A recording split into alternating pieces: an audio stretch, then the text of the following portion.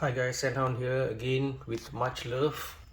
Okay, you can see the love there, right? Okay, so today we want to talk about uh, quite a legendary perfume of the 1990s. All right, there you go.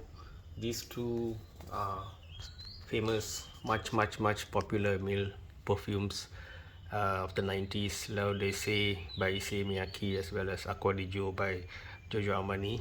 Different size bottles, but it is what it is. So, what can we say about these two, and what would a boxing battle between them, what would be the outcome in terms of who the winner is? All right. So, I just want to talk a few things about that. Well, now we've gone through much eras in this world, many years, 1920s, 1930s, 1940s. So, which is the best time? For me, 1990s were just such an optimistic, positive, as I like to say, the Beverly Hills 90210, and all those good things. Before September 11, things were really great. Okay, life seemed, uh, life looked like it's gonna go bonkers all the way to the top. To many people, economy was great in many countries. Okay, what other era was great? Maybe you can say 1920s. You say roaring 20s, right? Maybe after the depression. When exactly did the depression occur? I'm not so sure, but that's the thing. So what else to say about the eras, right? Because we are going to talk about 90s perfume and other eras after 1920s, like 1950s, for example, like after the World War. That was a great time. People felt great.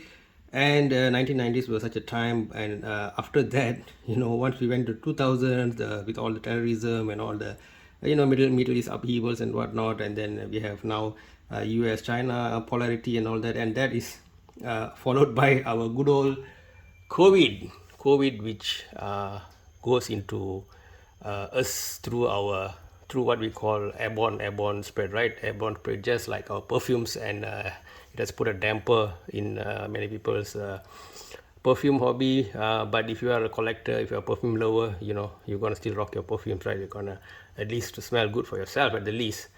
Anyway, enough with all the introductions. Let's get down to business, okay? So now these two perfumes, right? As I mentioned earlier, both are from the 90s. If you look at the design of the bottle, you see, I don't know, you want to call it a copy. Leo de Issey by Issey Miyake, launched in 1994 under the nose of Jacques Corellia. All right, and Acqua was launched in 1996 by Alberto Morillas, being the nose. And Acqua is considered an aromatic aquatic. And so basically, Acqua sort of followed now they say pretty soon, right? So are we gonna call it copy, inspiration? I mean, you guys can give your thoughts in the comments. I think it is, you can say, inspiration, right? You can see the color, the gray smoke glass combo, the way the form, how they melt together, even the writing somewhat. There is a bit of a font difference, but you get such there's a lot of things similar rather than being different. However, Aqua I think took the ball and ran with it, meaning that they added so much more to the concept, or to the aura, or to the style that Issey Miyake brought to the table. Okay, so although Issey, if you look at the ingredients in anywhere you can find it, right, in websites and all that, you got tons and tons of ingredients. But everybody, if you want to summarize it, you just call Leo they say a yuzu bomb, right? Whereas Acqua is a marine, or you can't call it marine bomb, but to me it's more of a melon, pepper, and musk triumvirate. Okay, done well. So both of these are considered freshies, and perfect for office, and it really makes you feel good. About popularity with opposite sexes, I mean, many people say many things, but guys love it. Okay, any product that was launched in the 90s and that's still being sold, okay, as of 2022 and beyond, deserves credit. Okay, that shows that its popularity, its scent blend transcends generations, and it's something that most people can love. All right, I think even if you're a young person, especially if you're a collector, both these are must-haves.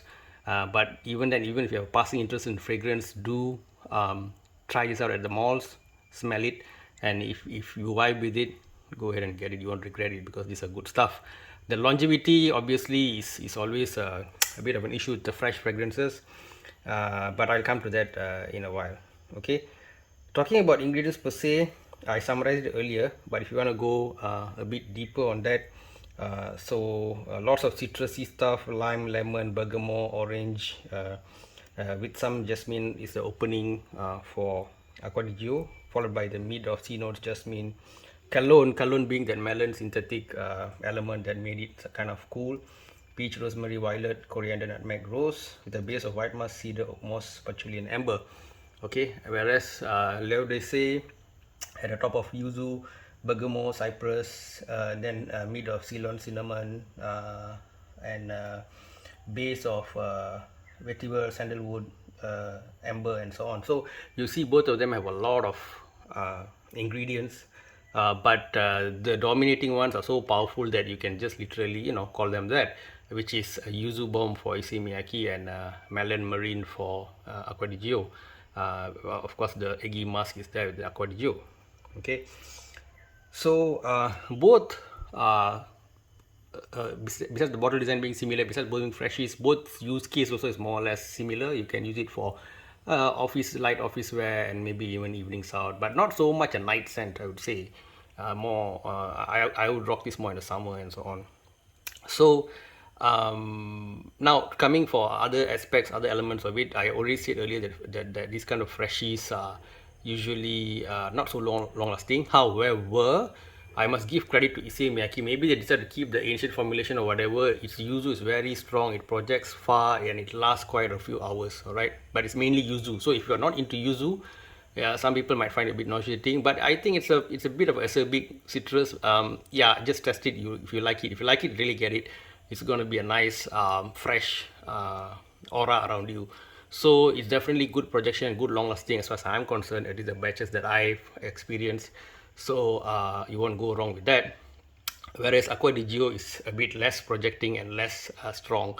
But personally, to put you in a good mood, to get you going, I think Acqua di Gio, to me at least, it's better. I feel they blended it. There's a lot more thing going on compared to the yuzu, which is, I think personally, is over dominating in Issey miyake, right? So otherwise, this is so nostalgic, right? It brings back the 90s, especially for those who were of that era. Lots of people worried and so on. Okay, so now if I were to put them to battle, if I want like a, something more to please the public, the people, or something that projects, then I will go for the Issey miyake. Whereas if I want to go for something that's for myself, my own pleasure, I wear this, I'm feeling like good, yeah, this is great, mood enhancer, let's say, right? Then I'll go for the Acqua di Gio. Both of these you can usually get priced around $60 to $90 thereabouts, right? It's not a go 100 and beyond. 100 beyond dollars is usually with the newer perfumes. For example, Acqua di Gio Profumo, right? The black one, right? So there's all those things. So the size, of course, the price will depend on the size, but usually if your budget is above $60, you should be able to get it, right? So we talked about price, we talked about the bottle design, we talked about the era, okay, we talked some about projection as well, and the fact that these are like landmark perfumes, so like any male worth his salt, so to speak, would do well to test it out, wear it for a couple of days and see how they feel about it, and keep it in one of their must-have or legendary collection. So what else should go in the legendary collection? I would make probably a separate video on that. I think everybody knows it, Dior by Fahrenheit by Dior. All right. So these Paco Rabanne's 1 million. There are few perfumes which are like come under legend category, and then maybe I will talk about it some other time. So in this battle, to me, I think Acqua di Gio wins this boxing battle after many rounds. But I think for the public, maybe Issey miyake might tilt it if you're wearing perfume for other people. If you're wearing it for yourself, then Acqua di Gio sort of wins. So that's my conclusion, guys. I mean, please put your comment what you all think, which is better, which is more compliment getting, which is more pleasant for own self, and so on. These has been here around for many years, and I'm sure many people have experienced this either on themselves or people they love, and they are still available. And so I still think that younger generations have an opportunity to experience these master perfumes, and also they will also definitely influence, right, much, because so many flankers have come from these two master perfumes. I'm sure the Acqua di Gio and they say lines will live on for many more years in the future. So that's how the battle ends, guys. It's a kind of a draw for me, but for people who wear for other people projection and whatnot, I would suggest to go for Love They Say. And for people who wearing it for themselves, prefer something lighter, not too strong, something light, I would suggest they go for Aqua. Okay guys, thank you, take care, have a good one, hope things get better over the years for everybody. Otherwise, see you guys again in the next video. Bye bye.